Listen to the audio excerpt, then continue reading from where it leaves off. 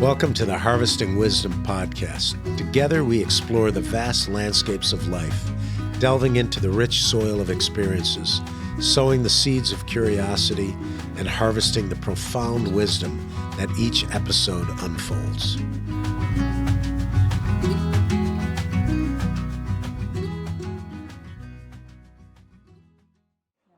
Let's talk a little about the Zoological Society London.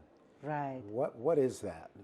Tell me what, and what kind of capacity building does that society provide for any of the individuals? Is that strictly for wildlife, or is that for people who have domesticated animals? Tell me a little about that, the program. So Zoological Society Lodging is Mongolian wildlife conservation organization born from Mongolia's representative office of the Zoological Society of London. Okay. And then Zoological Society of London, which is our parent organization, is very kind of early, one of the earliest conservation organization globally. Mm-hmm. It was established in 1826. Wow. And then Charles Darwin was fellow of this organization, and then created like first ever zoo in the UK. Now like this organization operates London Zoo, Whipsnade Zoo, and then has like global presence in 3 different continents. I think about like 50 countries they have like operations, etc. And but what happened is like during the COVID time, lots of like zoos was harshly hit because like all these animals, zoo animals still require their feed and care and all that stuff while nobody visits them. So because of that, it's really financial kind of hardships. I think many global zoos, experienced. Right. And then one of them was Zoological Society of London. And then they have to really reduce their global presence in order to survive that COVID time. Oh. And they actually decided to close several overseas offices, including Mongolia. But they made this so-called transition from 2021 to 2024, just, like let us, because it was like very easy for us because everything is guided by our headquarters in the London, all the financial oversight, HR, everything was from there. So it was easy for us. But now like when you're operating as a national NGO, you have to have your own policies, right. Your own plan, identity, and then all that stuff. It's a lot of work. Yes, lots of work. While we agreed to have all that Zoological Society of London's kind of signature activities in Mongolia, and then continue that, and but have to be like Mongolian organization, sure. So we inherited all that because as a Mongolian representative office, we run all that activities. So that's why we know how it goes in Mongolia. Ultimately, it's probably better. Yeah. I didn't realize Charles Darwin was one of the early players in that, and that the concept of naturalist. That's what he was a great observer right. of nature, which is ultimately what you have to do. You have to observe and then you have to inventory. You have to have data that drives, what you're doing. And you've said that zoos in general, worldwide, maybe have lost a little bit of their, I don't know how we'd call it, the magic, because I remember as a kid going to zoo and that kind of thing. But now, people watch stuff on TV or they have computers. I don't know what's this, but I know there's a major advantage in having zoos. Sometimes zoos become breeding grounds for endangered animals. I mean, there's a lot of research at zoos. So what's the main purpose of the national movement that you have here? So, like as I said, like we continue what ZSL used to do in Mongolia, and then that includes like I would say like 4 kind of signature areas. The number one was like the illegal wildlife trade, you know, because we are like in between this China and Russia, Right. and especially China is number one consumer country of the illegally poached or illegally hunted wildlife products. Now that I see that in Africa. Is that also happening here in Mongolia? Sure, yeah. And what species are in most danger? Top species include snow leopard, you know, argali sheep, you know, with this big horn sheep, Okay. and then also mammoth.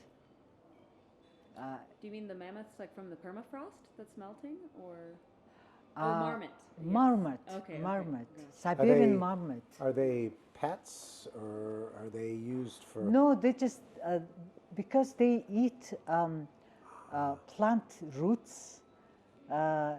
Everything from them used for pharmacy. I see. You know, because like they have like lots of medical, apparently, you know, according to this pharmaceutical industry, Some science and like some very good pseudoscience, right? raw material for them.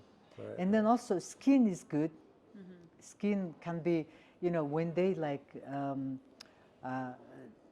doubt or like color it, okay? Then it looks like kind of sable, for example. Sable is very expensive fur, right? But this one, like when they dye it properly, then it looks like sable. And then also mammoth is the main game meat for Mongolians. Mongolians eat them a lot. And then they also export to China, because it's like not export. Shouldn't say that. It's like Smuggled, trafficked. smuggle. Yeah, they smuggle it. And then also to Arabian countries, Saker falcon. You know, that's among the Falcon, bird falcon, species. sure. It's one of the top illegal wildlife trade. So how does the species. conservation movement act to protect, and how much community involvement is there? Is that the way to control Exactly, it? yeah. Like how, like for example, these traders get these species in hand is like through herders. The herders, they know like where these animals. And it's profitable for them. Yeah, so that's why you have to really work with the herders to educate them, and then they just at the very end of this trading chain, and then they get nothing, while they actually the final trader gets the most of the profit, you know. Of course. So that's, and then the herder has this motivation of protecting their resources they depend on. It's their home country. In Mongolia, like herders have very strong attachment to their home place, because like me, they grew up there, and then they have this love to that mountain, to that river, to that forest, and it's my ancestors' land. They have much more motivations than that trader somewhere sitting, you know, to protect their And so home part of what you're doing is the education or the awareness. Exactly, education. And to do that, you need the data. Exactly. You need to be able to say, hey, look, this is what happened to, this is how many snow leopard we used to have, this is how many we have now, and they have reproduction rates, so you can Exactly. calculate potential extinction, right? And Yes. it's a big that's a big undertaking. Yeah, and then these community rangers, they participate in our biodiversity monitoring, like counting mammoths, you know, and then the assessment of the masked deer, snow leopard, you know, because they're very good at locating species and finding out like whether it's female, male, or what age it would be, So that's why we really need their expertise. Yeah. Better than any biologist, actually. Of course, you have people observing, right? They're the experts. We were just in the Gobi. You just drove 12 hours to be here. Appreciate that. We flew in from DZ, but being out there, the vastness is hard to even see. As the longer we were there, the more we noticed the marmots, the more we noticed bighorn sheep. It took a while to start that observation to clear your mind, Right. and that quiet to do that. But right now, what is the overall goal? Do you have what's the do you drive it through more through education and community involvement, or do you need to do it through policy? What's the goal what you would say over the next 5 to 10 years that you guys are working on? No, in Mongolia, it's like if you try to really see change and see impact, it's better to work in the local areas. It's like less political, and then outcomes are quicker. Yeah. So that's why our goal is like really work with the local communities to turn them from hunters to stewards. Right. Because like that education and then that community action and that collaboration with us is very important. And then second is supporting local government, like law enforcement bodies, because they are very good guys, they're really passionate, they try to do some decent work, but they lack equipment, they lack training, they have no access to like frequent kind of update of their skill. Sure. And it's so Skills. vast. The logistics is Exactly, all hard to that manage, right? apps now, all this different tools for conservation, biodiversity monitoring, etc. Like drones, for example, emerged, and then they cannot keep up with all that quick changes.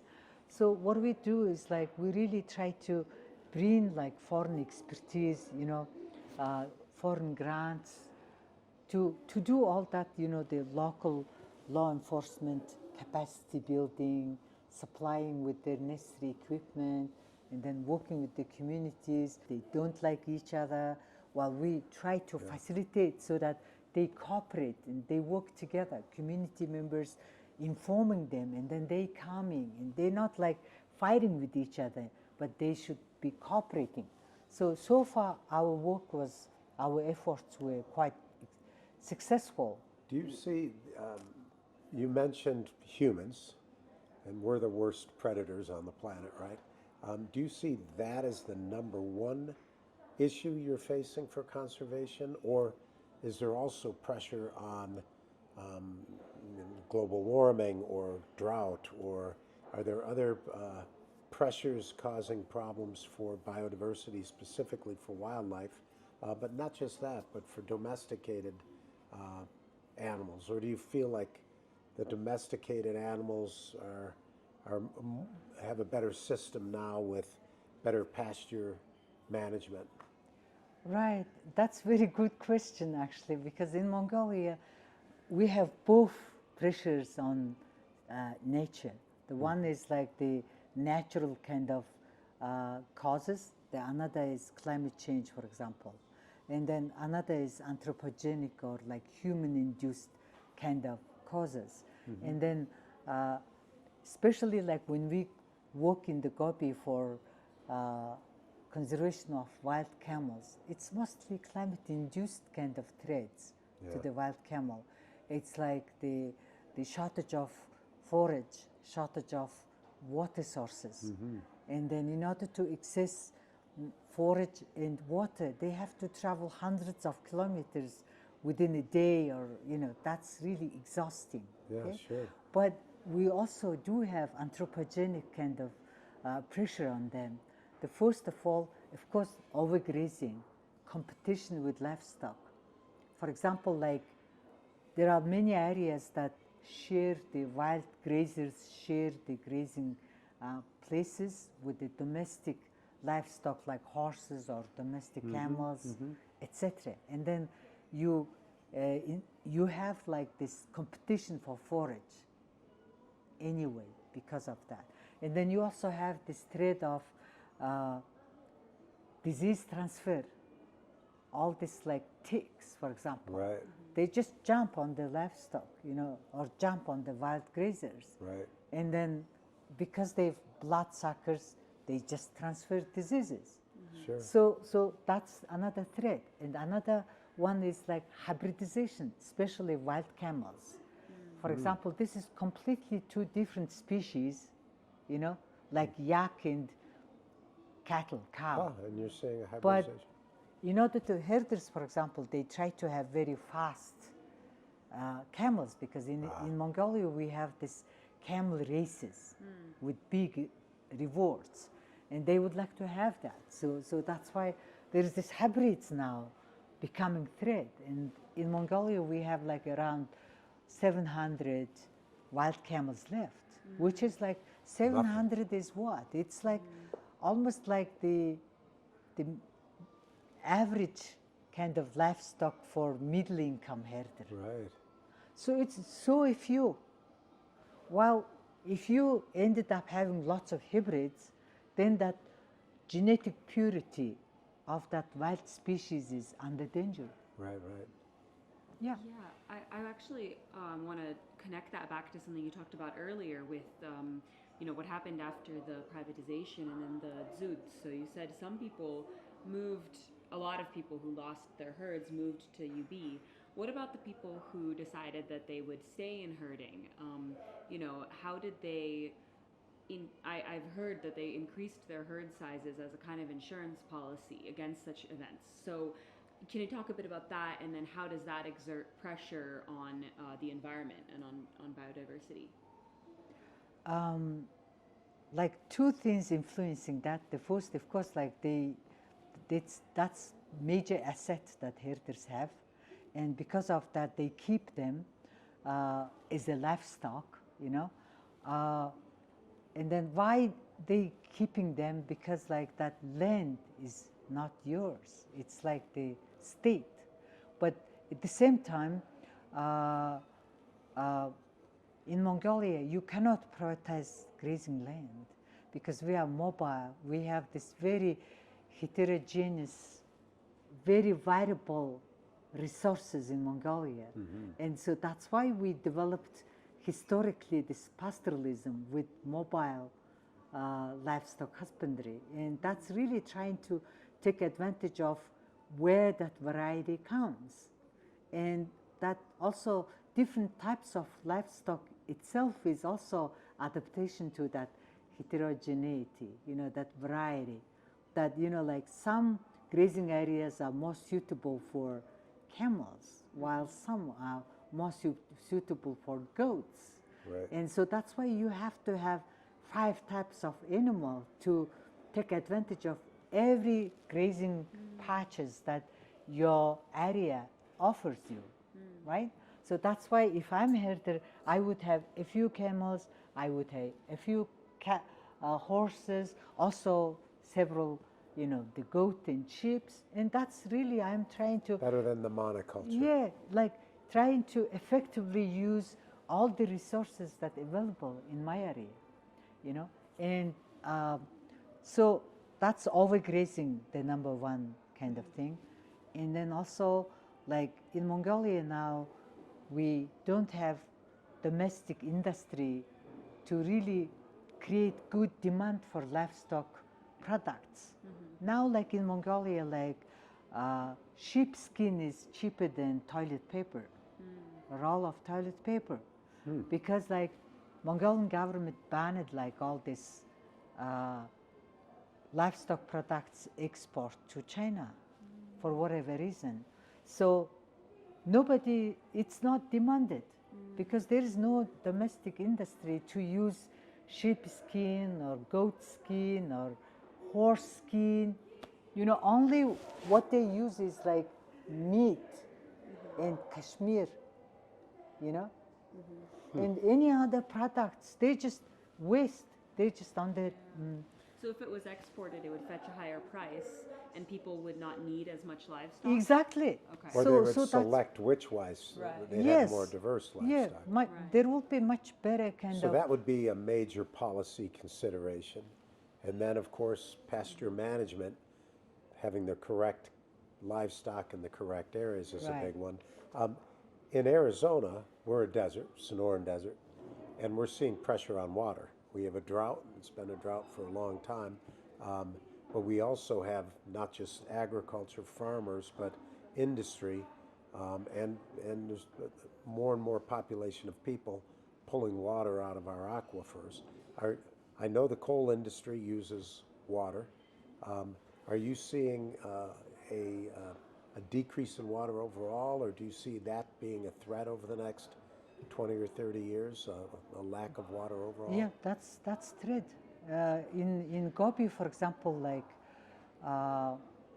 of course, this is like 4.6 million hectare land that where Very we work. big.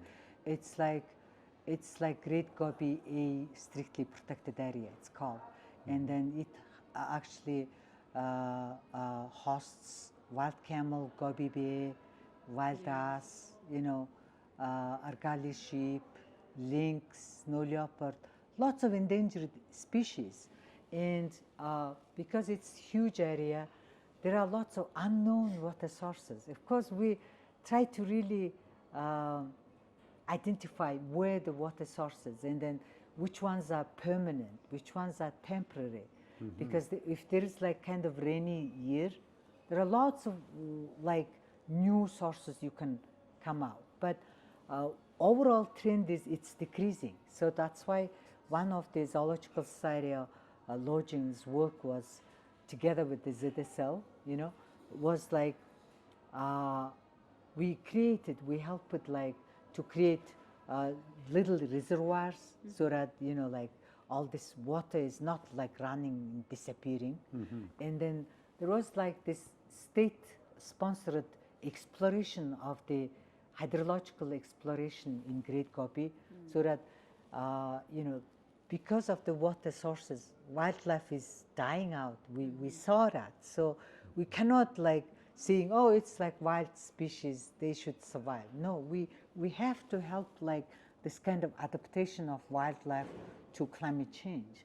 So that's why state sponsored that kind of hydrological exploration, and then they drilled some, they found some water spots, drilled and made some borehole, but because of the budget, they couldn't bring it to the surface. They just closed it and left.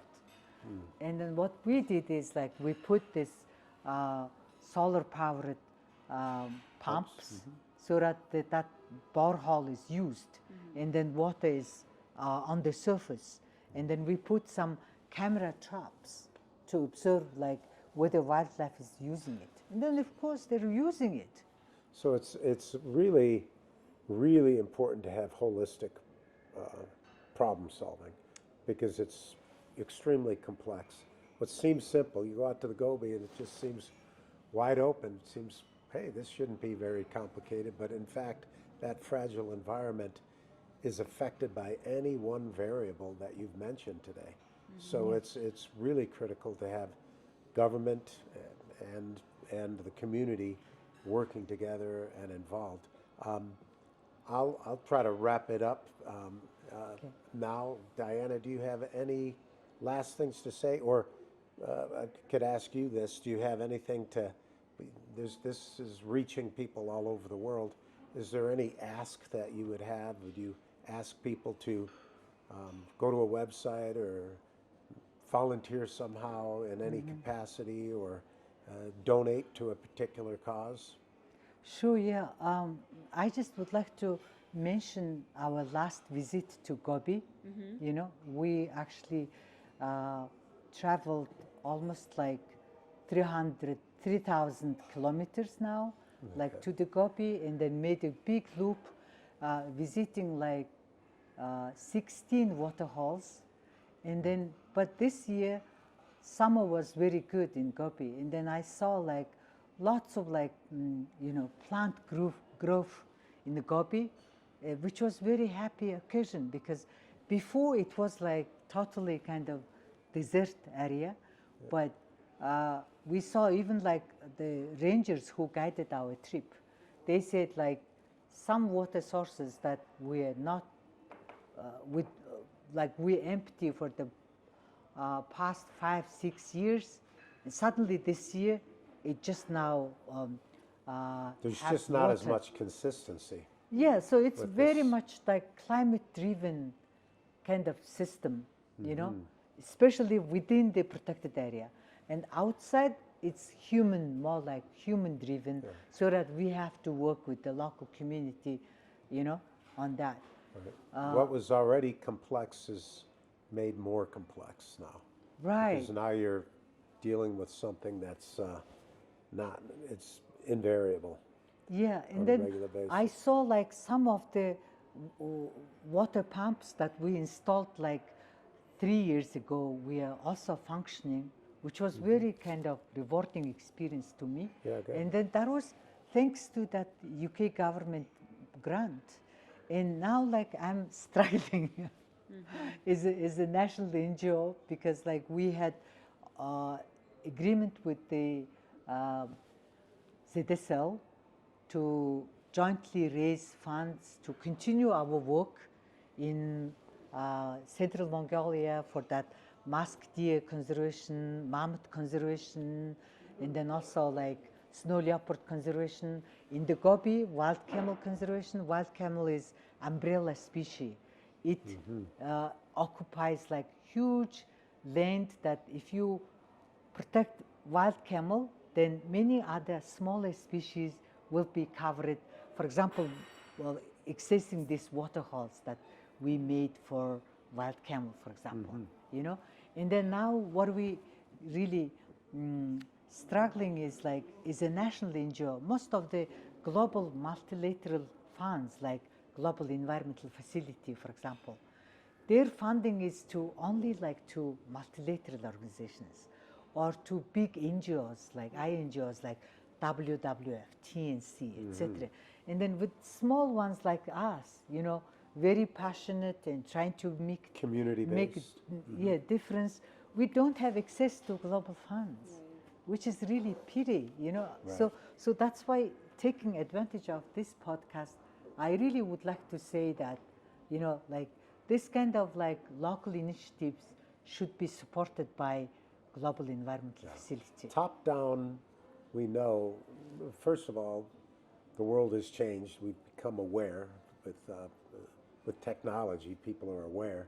And the first approach, though, was a top-down approach because it was simpler. We have this much money. Let's give it to this government or this NGO. And the problem with that is it wasn't always efficiently used. And Exactly. not necessarily to the fault of who got that money.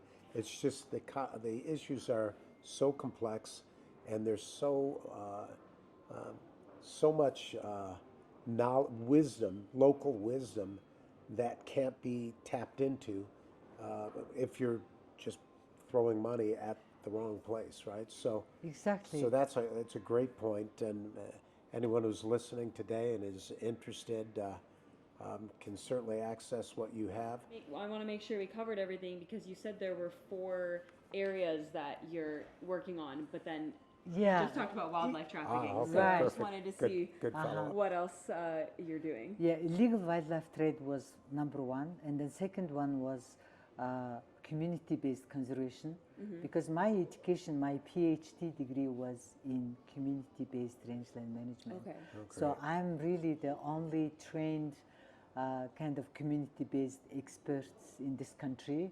Yeah. So that's why that's really our signature activity. And then third one is canine, like for illegal wildlife trade, the dogs are very important.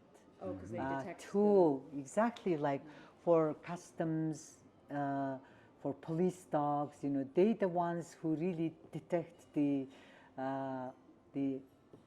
illegal products in the bags or whatever, like airport. railway. And so that's why we work a lot with the canine law enforcement organizations in Mongolia together with the UK experts. Because in Mongolia, most of the this kind of canine schools are very Russian oriented, and then they haven't been really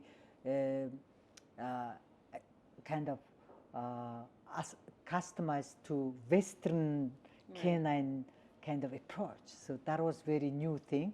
And then last one is local protected area, which is mostly like community-based conservation. How local protected area is not like rangers with salaried rangers, etc. in Mongolian law context. It's more like the local community get together, manage that uniquely kind of rich ecosystem. Yeah. It means like local communities allowed to live inside. Right. While most other protected area categories in Mongolia not allow communities, any economic activities are prohibited. While this is very community kind of friendly protected area category. Okay, thank you. Yeah, and really quickly, could you talk about what community-based pasture management looks like and what effect you've seen it have? Like, has it actually had any effect yet in terms of improving rangeland management? No, in Mongolia so far there was not much successful cases, because like when you say in community-based rangeland management, there has to be two outcomes. The number one is social outcomes, like when you really developing institutions, collective action, Which trust, is what people trust primarily building, go through, right? all that stuff, you know, Right. and then income generation, livelihood support. The other one is ecosystem one, Right. the ecological outcomes. Ecological outcomes meaning once you doing social outcomes, collective action, people getting together, putting that rules, then your rangeland ecosystem should be improving. Right. And then what happened in Mongolia is mostly social outcomes are successful. Right. And while the ecological outcomes are more complex, because it's also can be influenced by climate. Different factors. Maybe it's beyond control of your institution. It could be that drought, it could be zud, it could be anything, you know. So And the because goal of is to be regenerative, Yeah. to have a system that it becomes naturally balanced, Right. which is what it was 100 years ago. Yeah. Well, I would love to talk more about that sometime. I know we're out of time, but you know, it's so interesting speaking with you, and thank you so much for taking all the time to be here. And for all of you who are watching, thanks for watching. Please subscribe. You can find Tunga's efforts on her website that you'll see here. And thanks for joining us. Thank you. Thank